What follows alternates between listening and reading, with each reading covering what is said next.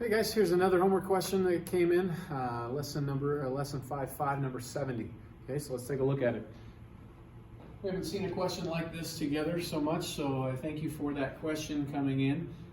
Here's what the question states. We're told that cotangent of u is 3. We're told that u is between pi and 3 pi over 2, non-inclusive.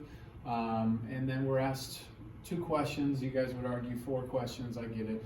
A, determine the quadrant in which u over 2, that angle, lies, and then define sine of u over 2, cosine of u over 2, and tangent of u over 2. Okay, so obviously if you look at part B, where they're asking us those 3 parts, we're going to be using those half-angle formulas, so you're going to want to reference those. But first off, determine the quadrant in which u over 2 lies. Well, if u is between these two angles, then if I want to know where u over 2 is, well, I just need to basically take this inequality here and divide everything by 2. Divide by 2, divide by 2, divide by 2, and you find that u over 2 is between pi over 2 and 3 pi over 4. So what quadrant has an angle that's between pi over 2 and 3 pi over 4? Well, let's draw our unit circle. Pi over 2 lives right here. 3 pi over 4, lives right over here. So we're looking for, our u over 2 is going to be in this angle right here. Okay, somewhere over here. So what quadrant is that? That looks like quadrant 2.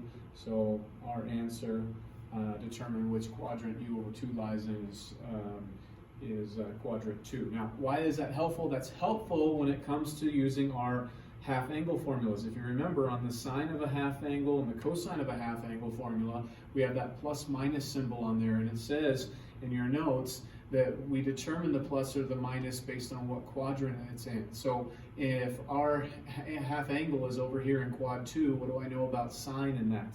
We know that that's going to be a positive value for sine. And what do I know about cosine in that quadrant? Cosine is negative. Thus, we should find that tangent's also negative. Okay, so let's go ahead and find the sine of u over 2 using our half-angle formula.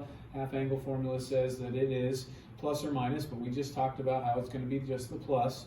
So it's the square root of, just taking this straight out of your notes, 1 minus cosine u all over 2 inside that radical. Okay?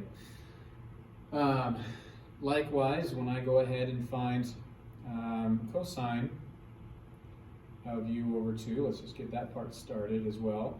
Remember, we just said that cosine, because of the quadrant u over 2 is in, is going to be negative. So I'm going to have negative of the square root of 1 plus cosine u all over 2. Okay? Now, for tangent, there's 2 ways that I could do this. I could go ahead and use the actual tangent half-angle formula, or what I like to do, and you may have seen me do in a previous video, tangent u over 2 is just going to be sine of u over 2 divided by cosine, using the identity for tangent, that it's sine over cosine. So I would just take these 2 answers and divide them, take the quotient of them, and that will be what tangent of u over 2 is going to be. Okay?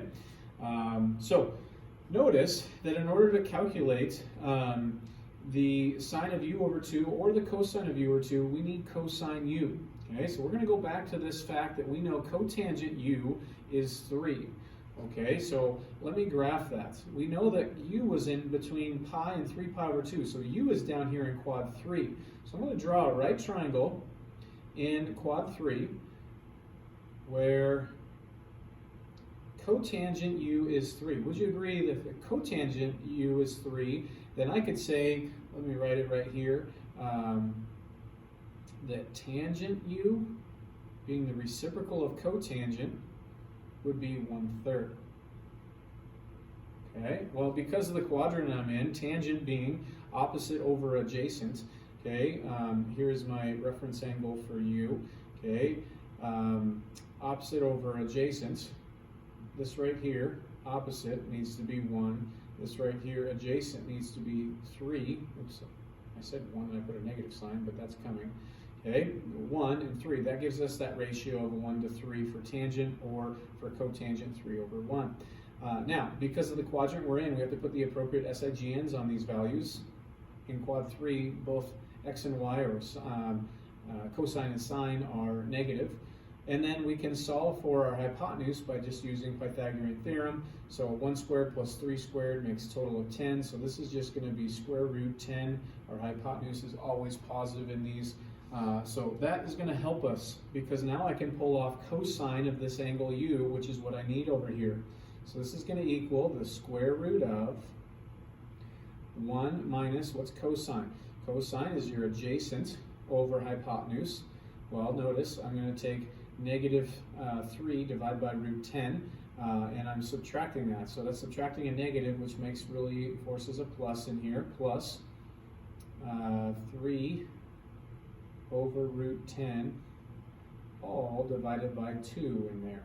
Okay, so we can rationalize that fraction right there, and so that would be what? 3 root 10 over 10, and then I can add this 1 to it. I'm starting to run out of room here, so this equals the square root of, since this denominator is going to have 10 in it after rationalizing, I want to view this as 10 over 10. Okay, so then I have 10 over 10 plus 3 root 10 over 10. So that's 10 plus 3 root 10, all divided by 10, all divided by 2. Well, dividing by 2 is like multiplying by half. And so I think you realize that this actually just turns into a single denominator there of 20. Okay? And I think that's probably as far as I would go on that. That is what sine of u over 2 is this radical right here. I don't know that I would take it any further. Okay?